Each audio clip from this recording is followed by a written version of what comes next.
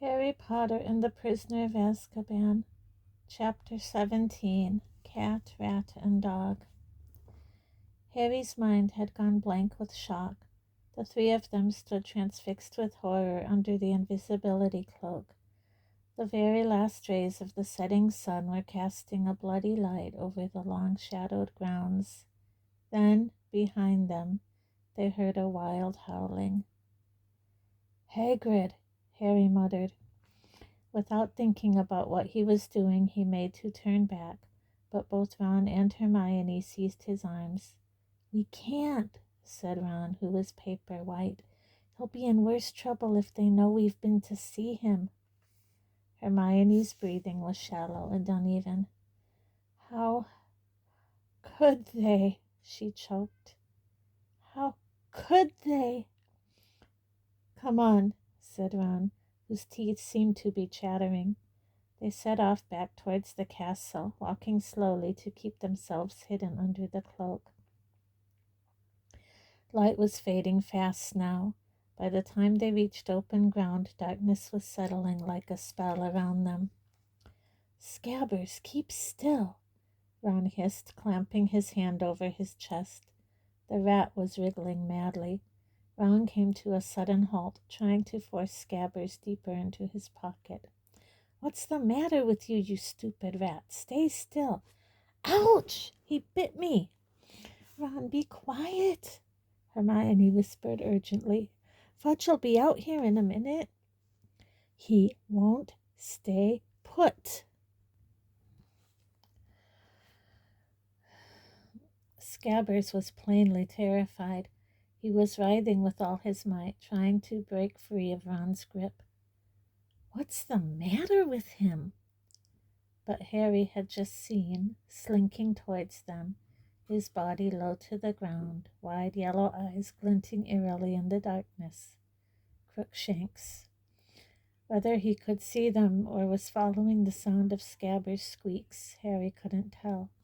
"Crookshanks," Hermione moaned. "No, go away, Crookshanks, go away." But the cat was getting nearer. "Scabbers, no!" Too late. The rat had slipped between Ron's clutching fingers, hit the ground, and scampered away. In one bound, Crookshanks sprang after him, and before Harry or Hermione could stop him, Ron had thrown the invisibility cloak off him and pelted away into the darkness. "Ron," Hermione moaned. She and Harry looked at each other, then followed at a sprint. It was impossible to run full out under the cloak. They pulled it off, and it streamed behind them like a banner as they hurtled after Ron. They could hear his feet thundering along ahead and his shouts at Crookshanks. "Get away from him! Get away! Scabbers, come here!" There was a loud thud. "Gotcha! Get off, you stinking cat!" Harry and Hermione almost fell over Ron.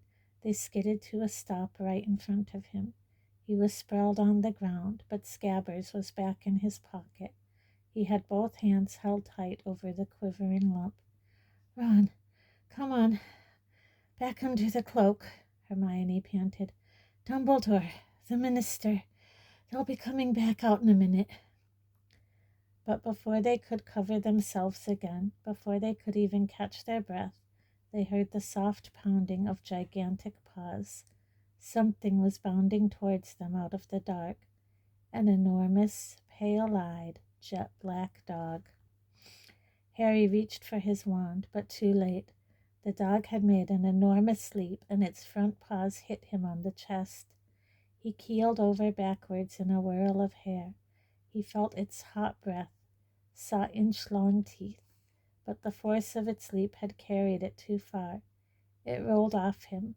Dazed, feeling as though his ribs were broken, Harry tried to stand up. He could hear it growling as it skidded around for a new attack. Ron was on his feet. As the dog sprang back towards them, he pushed Harry aside. The dog's jaws fastened instead around Ron's outstretched arm. Harry lunged at it and seized a handful of the brute's hair, but it was dragging Ron away as easily as if he were a rag doll. Then out of nowhere something hit Harry so hard across the face he was knocked off his feet again. He heard Hermione shriek with pain and fall too. Harry groped for his wand, blinking blood out of his eyes. "Lumos," he whispered. The wand light showed him the trunk of a thick tree. They had chased Scabbers into the shadow of the whomping willow, and its branches were creaking as though in a high wind, whipping backwards and forwards to stop them going nearer. And there, at the base of the trunk, was the dog, dragging Ron backwards into a large gap in the roots. Ron was fighting furiously, but his head and torso were slipping out of sight. "Run!" Harry shouted, trying to follow, but a heavy branch whipped lethally through the air and he was forced backwards again. All they could see now was one of Ron's legs, which he had hooked around a root in an effort to stop the dog pulling him further underground. Then a horrible crack hit the air like a gunshot. Ron's leg had broken, and next second his foot had vanished from sight. "Harry, we've got to go for help!" Hermione cried. She was bleeding too. The willow had cut her across the shoulder. "No, that thing's big enough to eat him. We haven't got time." "We're never going to get through without help." Another branch whipped down at them, twigs clenched like knuckles. "If that dog can get in, we can," Harry panted, darting here and there, trying to find a way through the vicious, swishing branches. But he couldn't get an inch nearer to the tree roots without being in range of the tree's blows. "Oh, help, help!" Hermione whispered frantically, dancing uncertainly on the spot. "Please!" Crookshanks started forwards. He slithered between the battering branches like a snake and placed his front paws upon a knot on the trunk. Abruptly, as though the tree had been turned to marble, it stopped moving. Not a leaf twitched or shook. "Crookshanks?" Hermione whispered uncertainly. She now grasped Harry's arm painfully hard. "How did he know?" "He's friends with that dog," said Harry grimly. "I've seen them together. Come on, and keep your wand out." They covered the distance to the trunk in seconds, but before they had reached the gap in its roots, Crookshanks had slid into it with the flick of his bottle-brush tail. Harry went next. He crawled forwards head first and slid down an earthy slope to the bottom of a very low tunnel. Crookshanks was a little way along, his light flashing in the light from Harry's wand. Seconds later, Hermione slithered down beside him. "Where's Ron?" she whispered in a terrified voice. "This way," said Harry, setting off, bent back after Crookshanks. "Where does this tunnel come out?" Hermione asked breathlessly from behind him. "I don't know. It's marked on the Marauders' map, but Fred and George said no one's ever got into it. It goes off the edge of the map, but it looks like it ends up in Hogsmeade." They moved as fast as they could, bent almost double. Ahead of them, Crookshanks's tail bobbed in and out of view. On and on went the passage. It felt at least as long as the one to Honeyduke's. All Harry could think of was Ron and what that enormous dog might be doing to him. He was drawing breath in sharp, painful gasps, running at a crouch. And then the tunnel began to rise. Moments later it twisted, and Crookshanks had gone. Instead, Harry could see a patch of dim light through a small opening. He and Hermione paused, gasping for breath, edging forwards. Both raised their wands to see what lay beyond. It was a room, a very disordered, dusty room. Paper was peeling from the walls. There were stains all over the floor. Every piece of furniture was broken as though somebody had smashed it. The windows were all boarded up. Harry glanced at Hermione, who looked very frightened, but nodded. Harry pulled himself out of the hole, staring around. The room was deserted, but a door to their right stood open, leading to a shadowy hallway. Hermione suddenly grabbed Harry's arm again. Her wide eyes were traveling around the boarded windows. "Harry," she whispered, "I think we're in the shrieking shack." Harry looked around. His eyes fell on a wooden chair near them. Large chunks had been torn out of it. One of the legs had been ripped off entirely. "Ghosts don't do that," he said slowly. At that moment there was a creak overhead. Something had moved upstairs. Both of them looked up at the ceiling. Hermione's grip on Harry's arm was so tight he was losing feeling in his fingers. He raised his eyebrows at her. She nodded again and let go. Quietly as they could, they crept out into the hall and up the crumbling staircase. Everything was covered in a thick layer of dust except the floor, where a wide, shiny stripe had been made by something being dragged upstairs. They reached the dark landing. "Knox," they whispered together, and the lights at the end of their wands went out. Only one door was open. As they crept toward it, they heard a movement from behind it, a low moan, and then a deep, loud purring. They exchanged a last look, a last nod. Wand held tightly before him, Harry kicked the door wide open. On a magnificent four-poster bed with dusty hangings lay Crookshanks, purring loudly at the sight of them. On the floor beside him, clutching his leg, which stuck out at a strange angle, was Ron. Harry and Hermione dashed across to him. "Ron, are you okay?" "Where's the dog?" "Not a dog," Ron moaned. His teeth were gritted with pain. "Harry, it's a trap." "What?" "He's the dog. He's an animagus."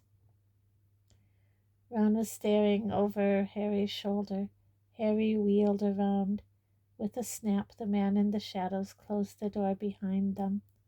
A mass of filthy matted hair hung to his elbows. If eyes hadn't been shining out of the deep dark sockets, he might have been a corpse. The waxy skin was stretched so tightly over the bones of his face it looked like a skull. His yellow teeth were bared in a grin. It was Sirius Black. "Expelliarmus," he croaked, pointing Ron's wand at them. Harry's and Hermione's wands shot out of their hands high in the air, and Black caught them. Then he took a step closer. His eyes were fixed on Harry. "I thought you'd come and help your friend," he said hoarsely. His voice sounded as though he had long ago lost the habit of using it. "Your father would have done the same for me. Brave of you not to run for a teacher. I'm grateful. It will make everything much easier." The taunt about his father rang in Harry's ears as though Black had bellowed it. A boiling hate erupted in Harry's chest, leaving no place for fear. For the first time in his life he wanted his wand back in his hand, not to defend himself, but to attack, to kill. Without knowing what he was doing, he started forwards, but there was a sudden movement on either side of him, and two pairs of hands grabbed him and held him back. "No, Harry," Hermione gasped in a petrified whisper. Ron, however, spoke to Black. "If you want to kill Harry, you'll have to kill us too," he said fiercely, though the effort of standing up had drained him of still more color, and he swayed slightly as he spoke. Something flickered in Black's shadowed eyes. "Lie down," he said quietly to Ron. "You will damage that leg even more." "Did you hear me?" Ron said weakly, though he was clinging painfully to Harry to stay upright. "You'll have to kill all three of us." "There'll only be one murder here tonight," said Black, and his grin widened. "Why's that?" Harry spat, trying to wrench himself free of Ron and Hermione. "Didn't care last time, did you? Didn't mind slaughtering all those muggles to get at Pettigrew. What's the matter? Gone soft in Azkaban?" "Harry," Hermione whimpered, "be quiet." "He killed my mom and dad," Harry roared.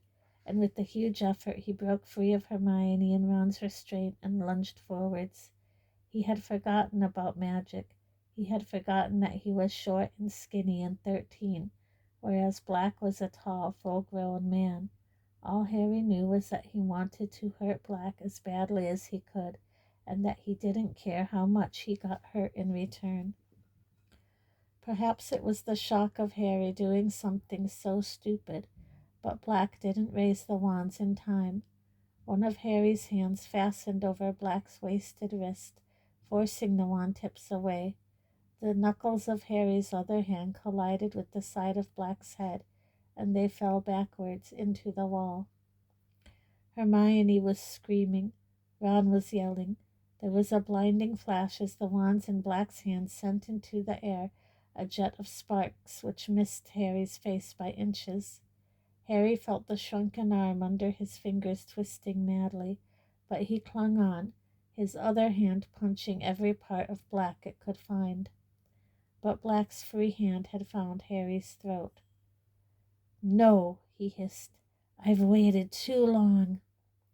The fingers tightened. Harry choked, his glasses askew. Then he saw Hermione's foot swing out of nowhere. Black let go of Harry with a grunt of pain. Ron had thrown himself on Black's wand hand, and Harry heard a faint clatter. He fought free of the tangle of bodies and saw his own wand rolling across the floor. He threw himself towards it, but Crookshanks had joined the fray. Both sets of front claws had sunk themselves deep into Harry's arm. Harry threw him off, but Crookshanks now darted towards Harry's wand. "No, you don't!" roared Harry, and he aimed a kick at Crookshanks that made the cat leap aside, spitting. Harry snatched up his wand and turned. "Get out of the way!" he shouted at Ron and Hermione. They didn't need telling twice. Hermione, gasping for breath, her lip bleeding, scrambled aside, snatching up her and Ron's wands. Ron crawled to the four-poster and collapsed onto it, panting, his white face now tinged with green, both hands clutching his broken leg. Black was sprawled at the bottom of the wall. His thin chest rose and fell rapidly as he watched Harry walking slowly nearer, his wand pointing straight at Black's heart. "Going to kill me, Harry?" he whispered.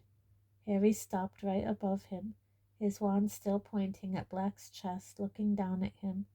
A livid bruise was rising around Black's left eye, and his nose was bleeding. "You killed my parents," said Harry, his voice shaking slightly, but his wand hand was quite steady. Black stared up at him out of those sunken eyes. "I don't deny it," he said very quietly, "but if you knew the whole story—" "The whole story?" Harry repeated, a furious pounding in his ears. "You sold them to Voldemort. That's all I need to know." "You've got to listen to me," Black said, and there was a note of urgency in his voice now. "You'll regret it if you don't. You don't understand." "I understand a lot better than you think," said Harry, and his voice shook more than ever. "You never heard her, did you?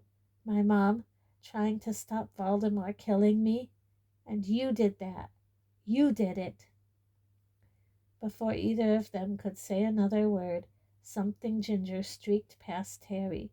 Crookshanks leaped onto Black's chest and settled himself there, right over Black's heart. Black blinked and looked down at the cat. "Get off," he murmured, trying to push Crookshanks off him.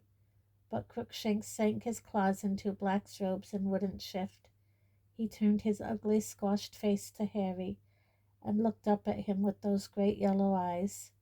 To his right, Hermione gave a dry sob.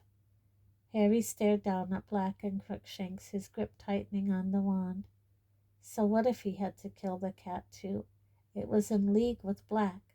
If it was prepared to die trying to protect Black, that wasn't Harry's business.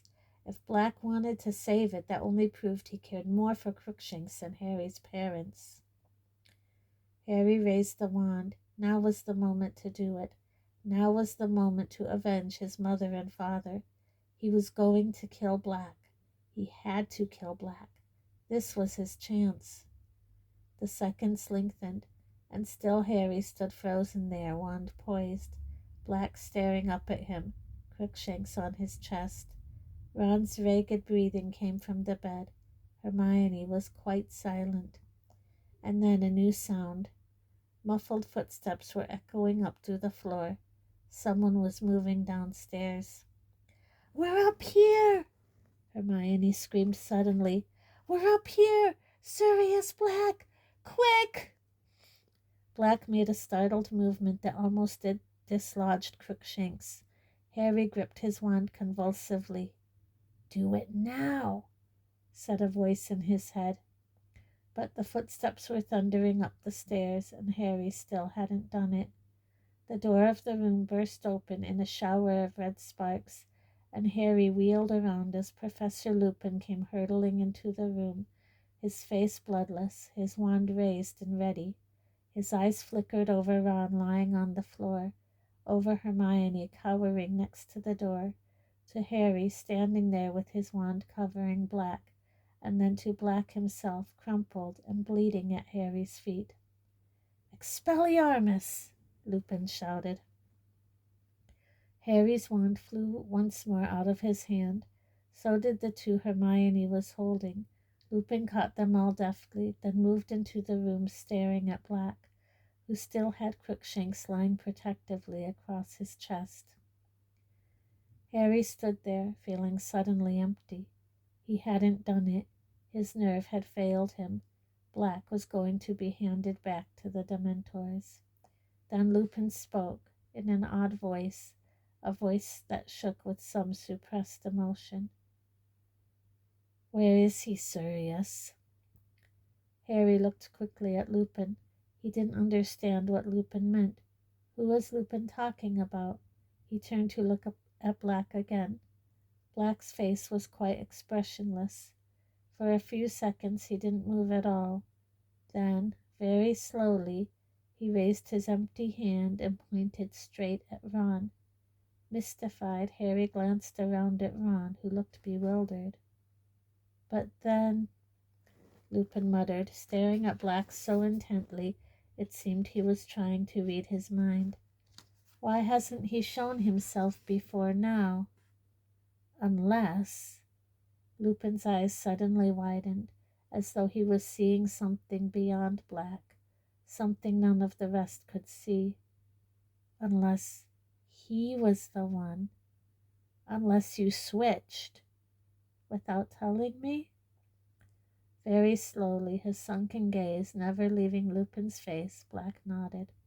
"Professor Lupin," Harry interrupted, "what's going on?" But he never finished the question because what he saw made his voice die in his throat. Lupin was lowering his wand. Next moment he had walked to Black's side, seized his hand, pulled him to his feet so that Crookshanks fell to the floor, and embraced Black like a brother. Harry felt as though the bottom had dropped out of his stomach. "I don't believe it!" Hermione screamed. Lupin let go of Black and turned to her. She had raised herself off the floor and was pointing at Lupin wild-eyed. You! Hermione, you and him!" Hermione, calm down. "I didn't tell anyone!" Hermione shrieked. "I've been covering up for you!" "Hermione, listen to me, please," Lupin shouted. "I can explain." Harry could feel himself shaking, not with fear, but with a fresh wave of fury. "I trusted you," he shouted at Lupin, his voice wavering out of control. "And all the time you've been his friend." "You're wrong," said Lupin. "I haven't been Sirius's friend for 12 years, but I am now. Let me explain." "No!" Hermione screamed. "Harry, don't trust him. He's been helping Black get into the castle. He wants you dead too. He's a werewolf." There was a ringing silence. Everyone's eyes were now on Lupin. who looked remarkably calm, though rather pale. "Not at all up to your usual standard, Hermione," he said. "Only 1 out of 3, I'm afraid. I have not been helping Sirius get into the castle, and I certainly don't want Harry dead." An odd shiver passed over his face. "But I won't deny that I am a werewolf." Ron made a valiant effort to get up again, but fell back with a whimper of pain. Lupin made towards him, looking concerned, but Ron gasped, "Get away from me, werewolf!" Lupin stopped dead. Then, with an obvious effort, he turned to Hermione and said, "How long have you known?" "Ages," Hermione whispered. "Since I did Professor Snape's essay." "He'll be delighted," said Lupin coolly.